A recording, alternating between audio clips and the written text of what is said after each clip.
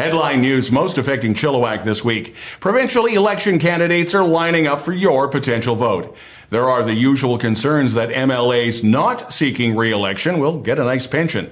Chilliwack School Board dealing with COVID-19 with 2 students at 2 different schools, and the Pacific Junior Hockey League pushing back their start date. Our special guests this week include Chilliwack Councillor and FVRD Chair Jason Lum in Councillor's Corner, Chilliwack City. Chilliwack School Board Chair Dan Coulter, Kris Sims of the Canadian Taxpayers Federation, and Josh Bohr is our co-anchor this week. Josh, a big thanks for joining us. My pleasure. Happy to be here. And all right, Chilliwack, let's get started. 2 students at separate Chilliwack schools have tested positive for COVID-19. One at the McCanaman Traditional Elementary School and the other at 80 Rundle Middle School. So far, these are the only cases connected to Chilliwack schools. Chilliwack School Board Interim School Superintendent Rohan Arul stated that at this time, Fraser Health confirming there are no other on-site school exposures to COVID-19. Meanwhile, this week's Chilliwack School Board meeting updated the strategic plan, enrollment, and safe return to class reports. A number of schools have issues that need to be addressed, including disabled access, facility upgrades, health and safety upgrades, loss prevention, mechanical upgrades, and roof replacement. That's specifically at Cultus Lake Elementary, Sardis Secondary, and FG Leary Elementary.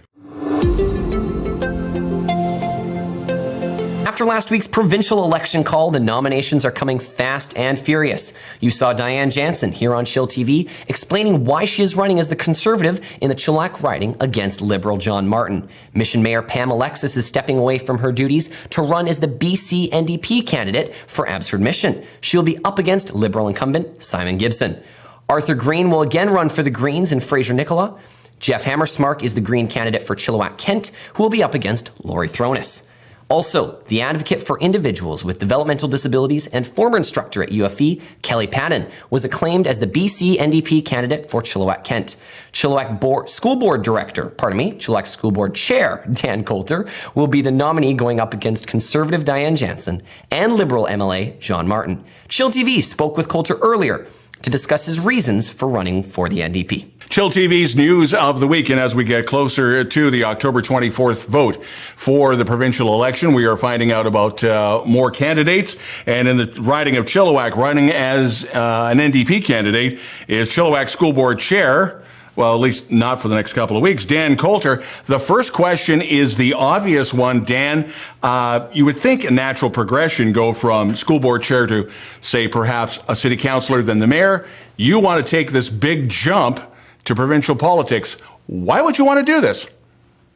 Well, over the last 3 years as a school trustee, I've been a school trustee for 7 now, but over the last 3 years as a school trustee, I've been very impressed with the BC NDP government's increased investment in infrastructure for our school district and for Chilliwack in general. And I was really excited to be part of John Horgan's team. I would assume you've had a conversation with Premier Horgan. Any words of encouragement that you're allowed to share? No, I haven't really had a very long conversation with him. But yeah, he's very excited about this election. He's very excited about giving British Columbians the choice of how we're going to get out of this pandemic. The Chilliwack riding election now is turning into 3 major names, obviously John Martin and Diane Jansen. Are you concerned that there might be a split in the vote that would affect your chances?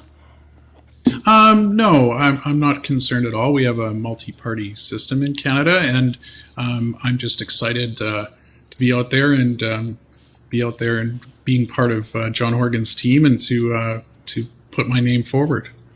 Obviously, protocol has to go into effect here. So technically, I would assume you have to step back from the school board until the 24th. So who would take over? Would that be Jared, or how would that work? No, I don't actually have to step back from the school board till the 24th, and I'm have no plans. I'm not stepping back from the school board at this time. We've had a bit of a difficult year where we've had to stick handle around a few issues, legal issues, and some issues with the ministry about some mandatory things we have to do. And I think at this time, all trustees need to be around the table, especially at the beginning of a year like this. One question, and I know you can't get into too many details because of privacy issues, but as I understand it, when it comes to COVID, obviously some parents released to social media some letters. So as I understand, anything that has to do with school and COVID is strictly going to come through Fraser Health now? Yes, and the superintendent will obviously post letters to our website, but he definitely can't get to too many details due to privacy. Right. Dan Coulter, who will remain as chair of the Chilliwack School Board. You are the NDP candidate for Chilliwack. This is going to turn into an interesting night. This won't be the last time we speak. Dan Coulter, thank you so much for joining us. Thank you, Don, for having me. Don Lehn, and you are watching chillTV's News of the Week.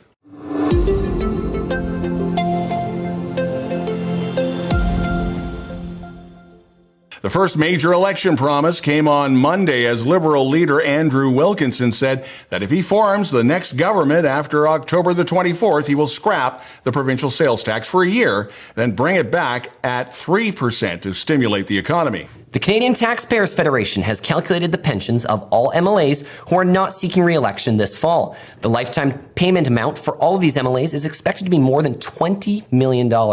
Retiring former BC Liberal Cabinet Minister Rich Coleman will collect about $109,000 per year starting next year for a lifetime total of $2.6 million. MLA pensions are calculated by taking the highest earning years of retiring MLAs, factoring in their years of work, and then they cap the annual pension payments at about 70% of the highest earning years. And there's a formula to calculate exactly who gets what. We're going to be talking to Kris Sims of the Canadian Taxpayer Federation for more details later in the show.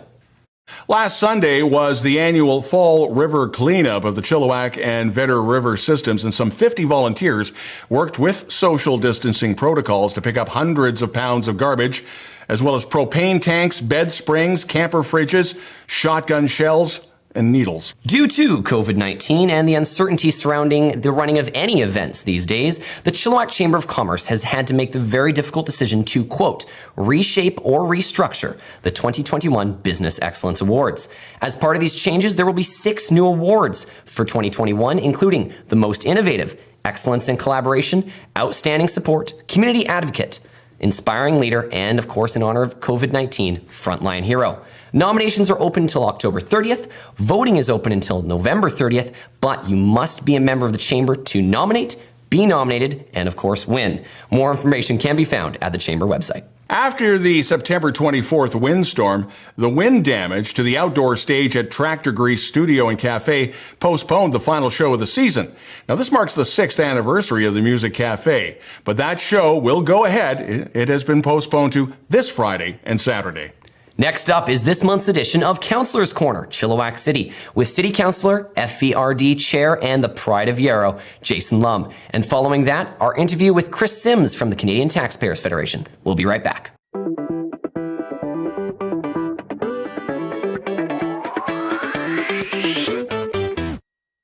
chillTV's Councillor Corner-Chilliwack City and Chilliwack City Councillor and FVRD Chair Jason Lum is with us this week.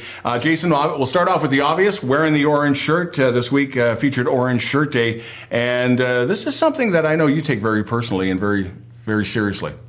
Yeah, absolutely. It's something we should all take very seriously. Obviously, acknowledge that we're so fortunate to live, work, and play here on unceded territory of the Stalo people, and to ensure that we never forget the horrible legacy of residential schools. And so, for that reason, I ensure that I wear my my orange shirt. There was a little bit of controversy when the fall burning season was canceled. It made sense to many because of COVID and because, of course, the wildfire smoke. Any further reasoning on why it was shut down? Because for many, it's burning stumpage, burning, gardening areas and such. This is a big deal, and it's not going to happen this year. Yeah, absolutely. And I come from a rural property, and so I know that a lot of my neighbors are really concerned about what happens when they can't, responsibly burn this season. But of course, just coming into the studio today, it looks like we've got more wildfire smoke on the way, and we know that with people's health is critically important to ensure that people stay healthy and that our airshed stays healthy. So City Council really struggled with this, and one of the things that is coming forward to next council meeting is a proposal to allow free green waste drop-off at Parr Road.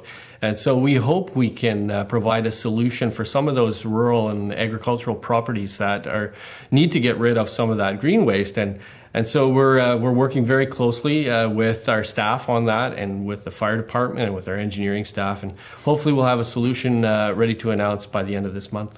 Next council meeting is Tuesday, October the 2nd, I believe? I believe so, yes. Okay. Vetter Greenway, the master plan, the survey is out.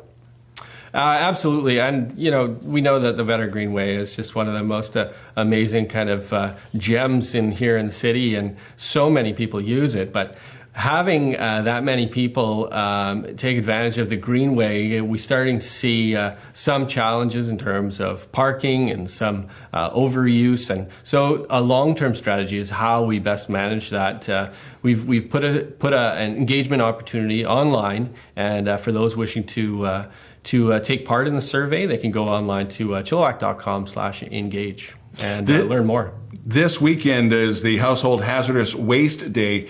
And one of the first things that came to my mind, because of COVID, and we were trying to keep everything clean as best we could over the past 6-7 months, I would think you're going to have not only the quote-unquote hazardous waste, but empty bleach bottles, I would think.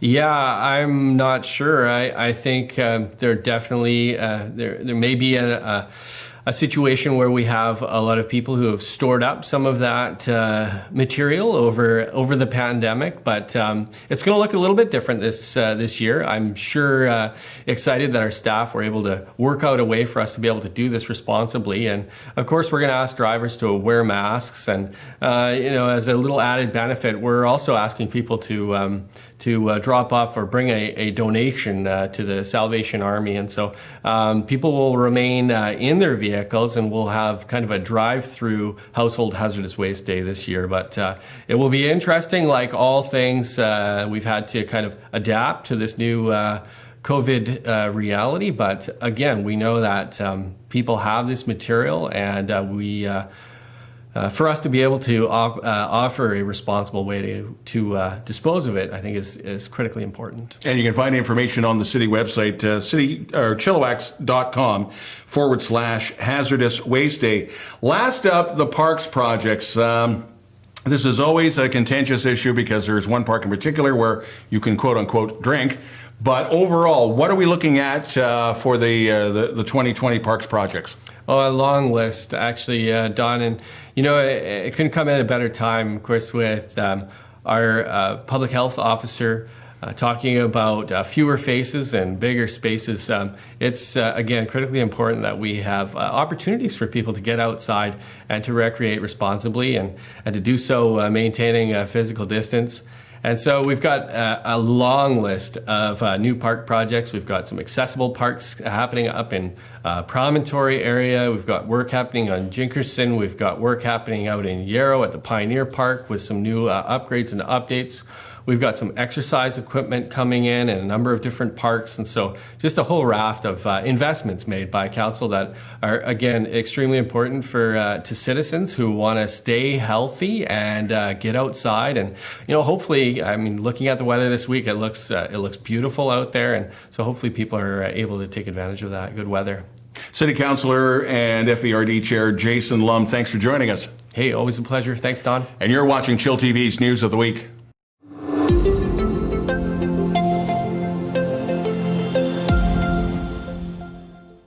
chillTV News of the Week with Kris Sims of the Canadian Taxpayers Federation. Kris, 1 week ago, we were getting into the provincial election. 1 week later, you've got a couple of things that you wanted to put some light on. First off, there has been a number of MLAs who will not run. That doesn't mean that they're not going to walk away with some cash in their back pocket. And you're rather concerned about MLA pensions. And how is that going to break down, and who's going to get what? It's an awful lot of money. And I wanted to stress right off the top, this isn't anything personal. This is just dollars and cents, and we're concerned because, frankly, most of this is taxpayers' money. And so while some of these MLAs are very popular with their constituents because they've been elected since the 1990s, that still means, though, we need to point out how much money these pensions are costing us. So because 16 or 17 or so MLAs who are no longer seeking a re-election, taxpayers here in British Columbia will be handing out more than $20 million to them in their pensions. And there's a couple of folks right at the top of the cluster. We've got, for example, longtime MLA from the Langley area, Rich Coleman. By the time he's finished up and he's got his pension coming in, he'll be making around $102,000 per year, starting at age 65. And over a lifetime, up to age 85 is where we calculated it to be very modest. He'll be taking in more than $2.6 million. And right around the same level is a longtime BC Liberal MLA and former Speaker of the Legislature, Linda Reid. She's got a very similar service record. She was first elected back in 1991, before the internet was a thing. And she'll be taking in a little over $100,000 a year to start. And again, same thing, lifetime up to age 85. She'll be clocking in at about $2.6 million as well. And then underneath those top two at the top tier there, those longtime BC Liberal MLAs, we've got a cluster of NDP cabinet ministers, people like Claire Trevina and folks like that, basically what I would call the class of 2006. They will be collecting around $80,000 or so, starting at age 65, and will be taking in more than $1 million by the time they reach age 85. Explain to me the rules, as I understand it, and correct me if I'm wrong. You have to have consecutive back-to-back 2 terms as an MLA before you can collect a pension? No, you only need 6 years. 6 years, okay. That's right. So you could say serve one full term of 4 years or 5 years, depending on when you want an election called, as we've just learned. And then you could serve half a term after that. So it's 6 years is the threshold before you qualify. So, for example, outgoing MLA Tracy Reddy's, we knew that she ran into some health problems, very serious ones. We hope she's doing well. She did not hit the 6-year mark, so she is not getting an MLA pension. Shifting gears just a little bit, Andrew Weaver of the Liberals, Liberal leader, he has, as a campaign promise, said if elected and he becomes Premier, he would scrap the PST for a year. The following year, bring back 3%. Former Finance Minister George Abbott says it just doesn't work on paper because the bills still have to be paid and other departments would have to be slashed. And usually that means arts and social services. Does this make financial sense from the Canadian Taxpayers Federation? Yes, it does, because we are in an unprecedented crisis right now. And the reasoning that was given was very interesting, actually. They said something along these lines. I don't want to put words in their mouth. Along these lines is that, listen, you can either keep giving supplements and help in various different forms of money, all of it coming from taxpayers, or you can really jolt the economy and try to get it back to life by getting rid of something as punitive as the PST.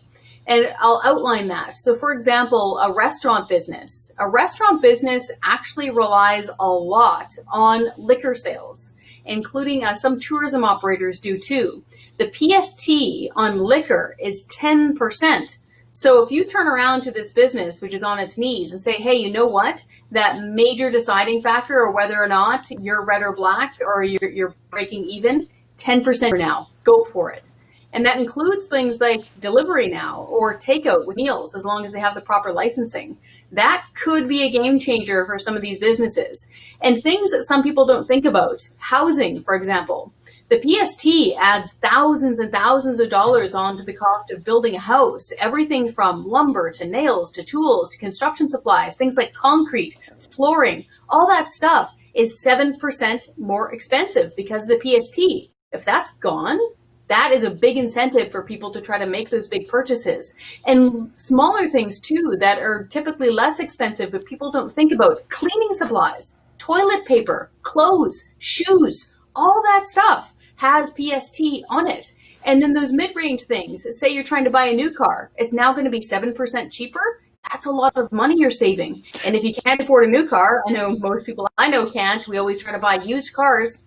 You pay PST on used vehicles in British Columbia, even if they're from the 80s or 90s. It's a joke. It's a huge ripoff. Chris, so we're going to Chris, we got to wrap it up on this one. We got to wrap it up here, but this won't be the last time we talk about these issues, and we'll definitely have you back very soon. Kris Sims, the British Columbia Director of Canadian Taxpayers Federation, and this is just the beginning. Thanks for joining us, Kris. Thank you. And you're watching Chill TV's News of the Week.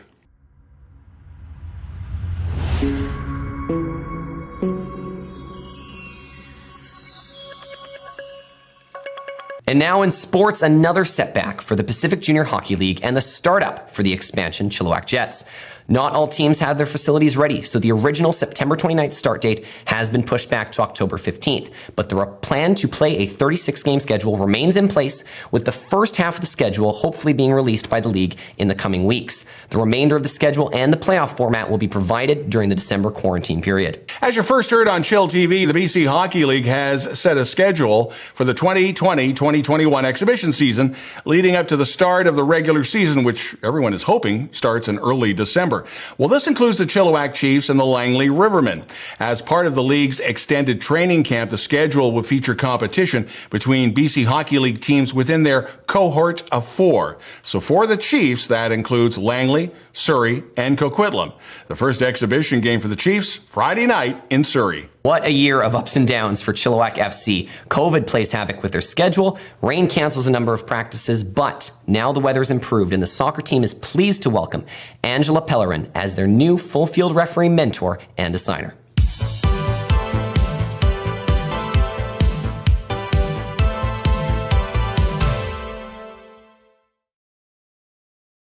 Chill TV weather, it is fall with another blast of summer. Autumn temperatures hitting 24 after the great heat of the week. And Josh, big thank you for joining us. My pleasure, yeah. Your background is rather interesting. First off, you're doing a lot of work with Salvation Army.